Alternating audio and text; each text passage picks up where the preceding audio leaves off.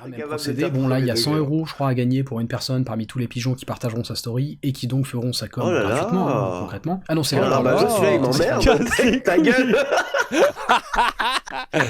Antoine Daniel de Wish là.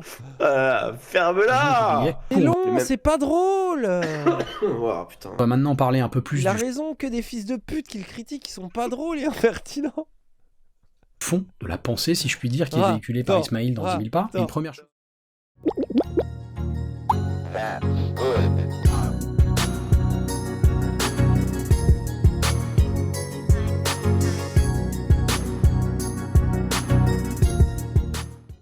Salut tout le monde. Alors pour info, le gars que vous avez vu dans l'intro, qui n'est pas très charitable à mon égard, c'est un vidéaste qui s'appelle Danny Caligula. Il a commencé à publier du contenu sur YouTube il y a quasiment une dizaine d'années, donc il était tout jeune, hein, il devait avoir un début de vingtaine. Et il parlait notamment de philo dans un format qui s'appelait Doxa, que j'aimais bien perso. Mais aujourd'hui, il est plutôt connu pour ses lives sur Twitch, qu'il fait souvent en duo avec son acolyte Raz. Et sur la chaîne, j'avais déjà parlé de leur interview de Ouria Boutelja il y a quelques mois. Et on va y revenir parce que je pense que c'est un peu celle-là qui me vaut l'animosité de Danny et son insistance à m'appeler zététicien, alors que par ailleurs, je ne me revendique pas de ce mouvement. Il y a de la valeur dans la critique, en tout cas quand elle est argumentée, et se cacher comme il le fait derrière... Un zététicien casse-couille.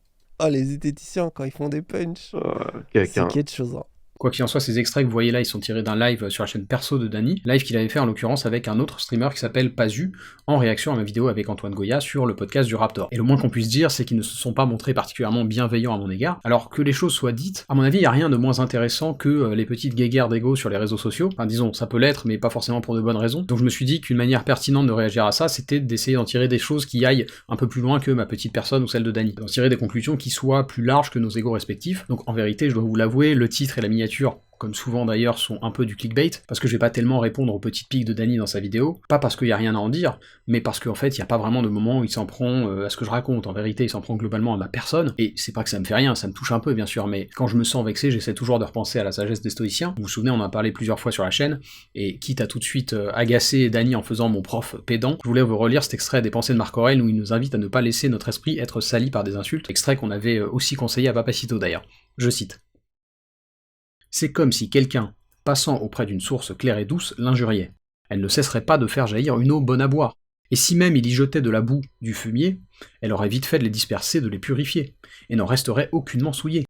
Comment auras-tu donc en toi une source intarissable et non un puits, en te haussant à toute heure vers l'indépendance, avec bienveillance, simplicité, modestie ? Et je précise tout de suite que la bienveillance et la modestie n'excluent pas la fermeté. Mais au-delà de ça, ce que nous dit Marc Aurèle ici, c'est qu'il faut probablement pas accorder une grande valeur à ce qu'on ressent quand on se fait insulter. Et puis surtout, et c'est le plus important dans le cas qui nous occupe, il y a une différence entre des arguments, des vrais, et de la dominem. Et dire ça, c'est pas être un zététicien, c'est juste vouloir avancer sur des bases argumentatives qui soient stables. Donc si d'aventure Danny réagit à ma vidéo sur Ouria Boutelja, parce que je pense que c'est celle-là qu'il a pas aimé en fait, mais donc s'il y réagit avec de vrais arguments, bah je répondrai avec plaisir à ses éventuelles critiques constructives. Mais là, dans le cas de sa réaction à ma vidéo sur le Raptor, bah ça me paraissait beaucoup plus intéressant de pousser plutôt une réflexion plus large, notamment sur le conformisme ou l'authenticité. Parce que justement, c'est un thème que j'évoquais vis-à-vis du podcast 10 000 pas, et qui a fait tiquer Danny. Donc, petit rappel, premièrement, cette émission est enregistrée en one-shot. Pour le côté authentique. Un podcast type monologue, c'est écrit à l'avance, avec un script, travaillé, réfléchi, avec des sources précises si besoin, et une trame cohérente. Ouais, parce que ça me fait trop rire, le mec dit quand même, vraiment, monter, c'est ouf, quoi, c'est important. Et puis du coup, il en fait des caisses. Du coup, un bon podcast, faudrait nécessairement un script et tout. Bah non, pas forcément. En vrai, tu peux y aller au full talent, mais il faut être talentueux, quoi. Et on en a d'ailleurs reparlé depuis sur la chaîne, notamment dans ma vidéo plus récente sur Karim Debache, et évidemment en tant que créateur qui est passé de formats écrits à des formats beaucoup plus live, avec moins de préparation, je pense que Danny se sent indirectement visé par ce genre de critique. Et en un sens, même si ça lui était pas destiné, je pense qu'il a pas tort, parce qu'il ne m'apparaît pas comme particulièrement authentique, Danny. Alors bien sûr, son format et sa tendance à la rigolade peuvent lui donner l'apparence de l'authenticité, mais encore une fois, est-ce que vous êtes devant une caméra en direct ou pas, avec un script ou pas, ça ne représente de toute façon qu'une partie de vous, donc vous n'êtes pas nécessairement authentique sous prétexte que c'est du direct. Et justement, puisqu'on parle de ça, à certains moments, Danny, et donc Pazu, me reproche d'être dans une posture. Bah, au final, est-ce que lui, il est pas d'autant plus dans la posture que le Raptor, quoi, au final du final, quoi. Dans la saucisse. Mais évidemment que c'est une posture. Les mecs inventent l'eau chaude en direct. Je me comporte bien entendu pas au quotidien comme je le fais dans mes vidéos. Et c'est vrai de tous les créateurs de contenu, eux aussi d'ailleurs. Donc dire qu'un vidéaste est dans une posture, ça revient à dire qu'on vit dans une société. Et moi, ce que je dis sur l'authenticité, c'est pas qu'il faut pas être dans une posture, ça n'a rien à voir. Ce que je dis, c'est que t'as plus de chances de dire des choses que tu penses vraiment et qui sont plus affinées quand tu as écrit ton script plutôt que quand tu parles sans avoir couché tes pensées sur le papier. Mais puisque Dany et Pazu insistent pour parler de ma posture sans parler de la leur, on va faire une parenthèse là-dessus. Les gars, soyez pas hypocrites, on vous voit. Et vous aussi vous êtes dans la représentation. En l'occurrence, celle des ados qui se moquent gentiment du prof. Oh, le prof. Il a vraiment dit on va corriger la copie. Ah ouais, mais ça t'étonne, genre. Enfin, Ah, c'est vraiment des profs, quoi. Ça se voit, il est en mode prof façon sauvage, comme dirait Pazu, quoi. Et là encore, j'ai l'impression d'enfoncer des portes ouvertes. Évidemment qu'il y a une part de représentation dans ce que je fais. Les mecs croient avoir trouvé le Graal. Enfin, je suis allé jusqu'à me filmer en train d'envoyer des livres de philo à Papacito. Tu crois vraiment que je fais ça quand j'ai pas une caméra devant moi? La question qu'il faut se poser, c'est quelle est l'alternative? Parce que vouloir se moquer du prof comme le font Dany et Pazu, bah c'est une posture aussi, une posture un peu puérile, soit dit en passant. Je vous rappelle qu'il a la trentaine, Dany, hein, et il aime pas quand je fais référence à OSS 117 en disant qu'il s'agirait de grandir. Mais il s'agirait de grandir, Dany, t'as 30 piges. Arrête de ricaner comme si t'en avais 15, c'est gênant. Bah, ils Il ont manque plus que Zioclo et Moufette. Non, et Spectre Soy, il était oublié. Non, mais Moufette, tu vas lâcher Moufette, c'est pas possible. Hein. Et followez-moi sur Twitch. Ah, Qu'est-ce qu'il y a? bah. Non, non. Et je dis ça de manière un peu directe, mais sans méchanceté, hein, parce que je connais son parcours à Dany, et je peux comprendre qu'à 23-24 ans, ce soit difficile de vivre le harcèlement qu'il a subi de la part du Raptor et de sa communauté. Et il a le droit d'avoir mal vécu les brimades quand justement il était plus dans une posture de prof, entre guillemets. Est-ce que pour autant c'est une bonne idée de régresser comme ça et de devenir l'exact opposé de qui il était? Est-ce que ce revirement, c'est pas justement la moins authentique des postures, le plus navrant des conformismes? C'est pas parce que tu te caches derrière une des intentions diplomate que derrière t'as pas le truc. Et je me suis dit aussi, moi, c'est plus ma personnalité en vrai. C'est un truc qui m'a beaucoup frustré, c'est quand t'as un adversaire comme Raptor Dissident. Moi, beaucoup de mes adversaires, c'est l'extrême droite. En vrai, mes vrais adversaires, c'est eux qui ont été les plus violents, qui m'ont le plus harcelé et tout, etc.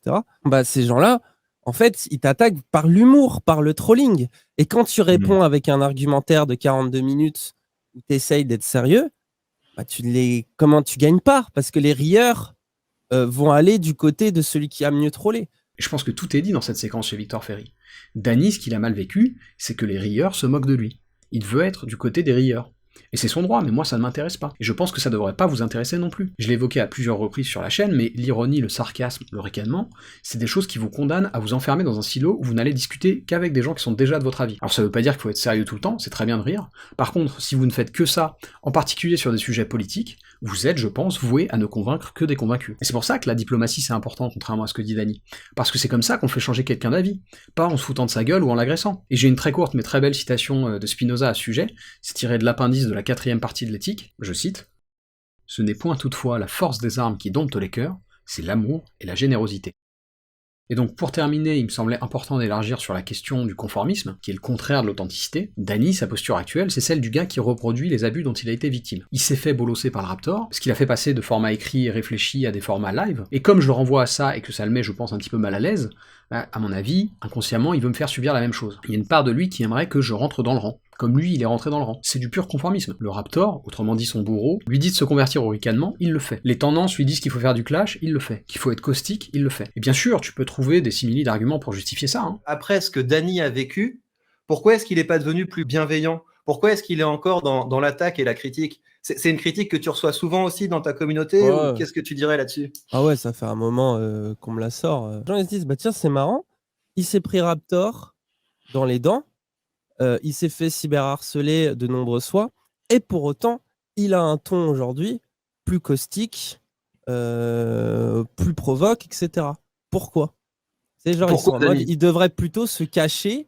Le truc serait plutôt, j'aurais dû continuer peut-être à me victimiser, à dire oh là là, c'est pas bien, c'est très dangereux, il faut surtout pas, sur internet, faut pas critiquer les autres, faut essayer, tu sais, un peu en mode victime, quoi, en mode oh là là, attention. Mais c'est un faux dilemme, ça. Il y a d'autres alternatives qu'un choix binaire entre se la jouer victime ou devenir un bourreau à son tour. Dany, il a juste pas tenu le choc face au Raptor, et il s'est mis à l'imiter. Et dans l'absolu, je n'en veux pas, mais par contre, je ne suivrai pas la même voie, quand bien même des mecs se moqueraient de mon côté prof. Et pour persévérer dans cette voie, j'ai justement un extrait du manuel d'Épictète où il parle de ceux qui adoptent la posture de Dany et Pazu. Je cite: Si tu désires être philosophe, prépare-toi dès lors à être ridiculisé et raillé par la foule, qui dira « Il nous est revenu tout à coup philosophe », et « D'où lui vient cet orgueilleux sourcil ?» Pour toi, n'est pas un sourcil orgueilleux. Attache-toi à ce qui te paraît le meilleur, comme si Dieu t'avait désigné pour ce poste. Souviens-toi que, si tu persévères, ceux mêmes qui d'abord se moquaient de toi t'admireront plus tard, mais si tu te laisses abattre, tu te rendras doublement ridicule. Et donc évidemment, Danny s'étant laissé abattre à l'époque, s'étant rendu doublement ridicule, je pense qu'il se sent un petit peu obligé aujourd'hui d'adopter cette posture de rieur. Mais moi personnellement, les moqueries et les injonctions à la conformité d'un trentenaire puéril, c'est pas vraiment par ce biais que tu peux me pousser à changer. D'abord parce que, comme j'ai dit plus tôt, je pense que cette approche du commentaire politique est vouée à l'entre-soi et donc à l'échec, mais surtout parce que je sais que le conformisme, c'est la mort de l'authenticité. Et c'est peut-être là qu'il y a quelque chose de plus universel dans ce drama finalement un peu ridicule. Je pense que c'est une bonne attitude pour des adultes matures de ne pas céder à des injonctions par la moquerie ou la brimade qui visent à vous faire rentrer dans le rang. Au contraire, ça me semble beaucoup plus judicieux de justement cultiver ce qui aux yeux des rieurs vous rend différent. Et c'est dans ce paradoxe que réside toute la question de l'authenticité. On est tous amenés à changer, mais il faut changer là où c'est positif, là où on a des lacunes, et au contraire être capable d'ignorer les jérémiades de ceux qui aimeraient que vous veniez les rejoindre et les imiter, dans la fange. Bitch, I'm still the same, I will never change, that is why I'm tight, swim up the stream.